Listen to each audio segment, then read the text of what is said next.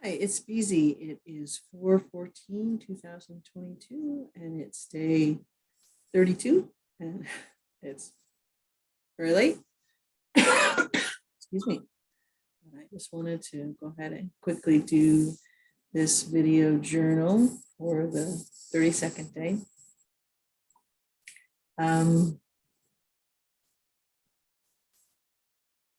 I got a lot done today, and I'm ready to go visit my pillow. I got a lot done in packing, and so that's good. I cleared out more stuff out of the house, although I look around and there's boxes and stuff everywhere. I did a great job in starting to really pack the truck. And I'm trying to do it in a way where I can get everything packed so it's shielded and supported and everything, and that it's in there in a tight, organized way, but that I can still take stuff and use it. So, for example, I got the front cab packed today, completely packed today, and so in the front seat, passenger side, there are some containers with my pieces of 8. That's what I'm calling them, just with that. And then on the passenger seat is Rose's it's much bigger than just a tiny little airline case, but it's a container for her. And then in the front flooring, I have all of my photography equipment, so my lenses and cameras and they're all in their big cases and shielded. But they're also in the different kinds of cameras. I've got the drone and then the gimbal camera pocket, gimbal camera pack, and then the Canon cameras, lenses, and everything. And so that I can, still take them out. That's the whole idea. I can traveling and using them without a lot of fuss. I can go in and grab, if I want to go on a shoot, I can grab one kind of camera, the main camera kit of my big camera and lens and stuff, and take them in and out without having to digging and then having a pile. So that's pretty good. And then the last thing, I made sure it'll fit, but the last thing will be the 2 laptops will go in back there. So that's all set, and it won't rock and slide and transfer. And I can get them in and out without making a pile on the side of the road. So that took a lot of figuring, but that's set. And then in the back, so the cab of the truck with the back seat, a very wonderful friend, very smart, and looking at things in a different way, suggested making a false floor. And we've talked a little bit about this. And so I ordered these 2 heavy duty bags. And so they only come up about 8 inches high, but they're big rectangles. And then I also have the car refrigerator. So that, instead of being in the center, so the dogs can just be in one space, I move that to the edge, and I have, there are arm straps for the bag if you want to carry it. Which seems odd because it's a big thing. But anyway, so I use those to secure the bag so that if you did open, which I won't use at all, it'll be, closed all the time. The right-hand back passenger door, you could access it from that. And then the rest is those 2 bags that are laying down, and I put a heavy canvas type drop cloth on top, so it's not slippery, it's cool material, so the dogs won't be hot on it. But no, they're walking on those bags, and in those bags are big blankets of mine that I didn't want to, all the stuff that I was going to have to get, just given to the thrift shop, and I can't use. Now I can use because they're on the floor. So they get in and they sit on that, and the floor is up a little higher. It's nice and soft and comfy, and they're sleeping on the dogs would be on the canvas on that.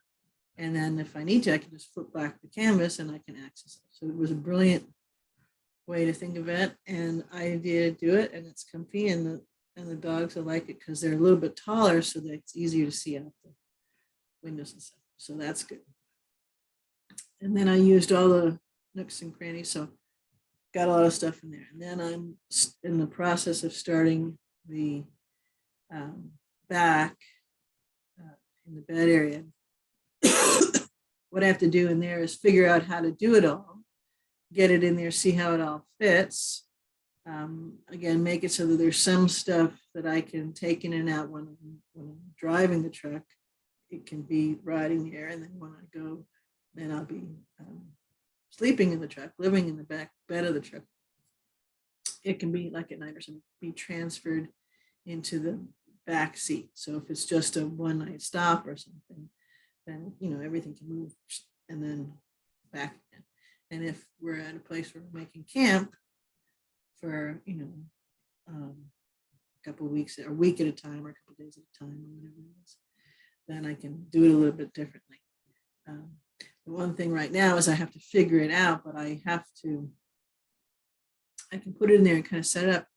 But next Wednesday, I have to wait until then, and my friend's he's gonna help me pull out the bed piece that we made to tighten all the bolts and stuff down, because it has to be a certain amount of time, 2 weeks or whatever it is. And so I can fix it, arrange it, I can put it in, I take it all out, he can tighten it and go back in. So I'm starting to figure out how that'll work, try to figure out like all the different rooms in the house will be kind of in little spaces. So a kitchen and a little pantry and a place for the dogs' food and my clothes and all that kind of stuff. So it's interesting. So I'm making progress, but it's the fact that I have right now, I have photography equipment, camera equipment, computers, that already set in there, place for the dogs to be comfy, refrigerator. I got the power pack with the solar packs. I have to still take the solar panels out and adjust them, but the power pack is already very cool. And so it'll let me plug in different things into it.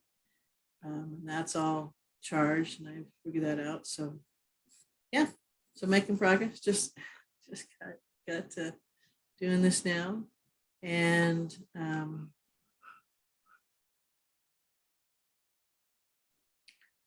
think one of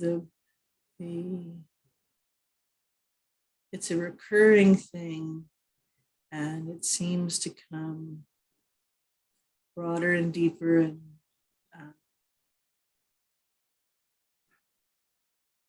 in more and more in-depth ways.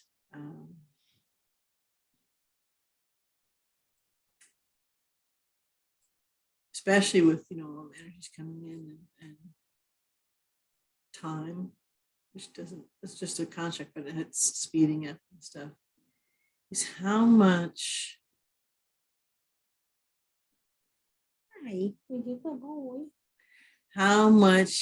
there's a nose right at the edge of the camera, he's a little short, how much time we don't pay attention to, or we're doing all sorts of things that take time, take energy, take resources of all different kinds, And it's, we don't notice it's not, or it's not intentional. It's not conscious. It's not intentional. And when I think I'm hoping I'm making that sense. So we go throughout our day, and if you thought about the different parts of the day, what did you do with that, those moments in the day, and how did you spend them, and how, what kind of results did you have, or what kind of benefit did you have, or what kind of enjoyment did you have, or those kind of things. Then an awful lot of the day gets taken up or eaten up, or just swims by with stuff. I'm more conscious of stuff, and I'm not a big stuff person, but anyways, and so without paying attention, without realizing, it's on autopilot. And some of that could be good, but it's interesting to me because I've been had every moment of my day the last 32 days really having to, I pay attention to what I do the rest of the time, but really having to look at it. And it's like this wonderful dance. And so now I am conscious of all of that, and can think, okay, well, right in this moment, I need to do this part for the job, and this part for packing, this part for creating my own business, and this part, for paying attention to the dog or the cat or whatever it is. And in a really crystallized way, it's helped me to, in a way beyond than ever has. I've had these realizations before, but this is more tangible, more crystallized for me. Is that an overall intention of what I want to spend my time, energy, resources, attention, intention focused on is vital, is very important. So that none of the moves or the thoughts or the feelings or any of those kinds of things are unconsciously spent on something that I don't want to spend, which, I think it's a routine that life in duality tends to do. So I'm noticing that more and more, and as I notice that more and more, and am more intentional about that, everything has more flow. There is more, I'm in sync with things more often. And if I'm not resonating with what I'm doing, I notice it and can think, okay, I won't do it this way again, or I'll make sure to flow in a way that's more beneficial for me, even if it's something that I, like agree to do or have to do. I can do it in a slightly different way.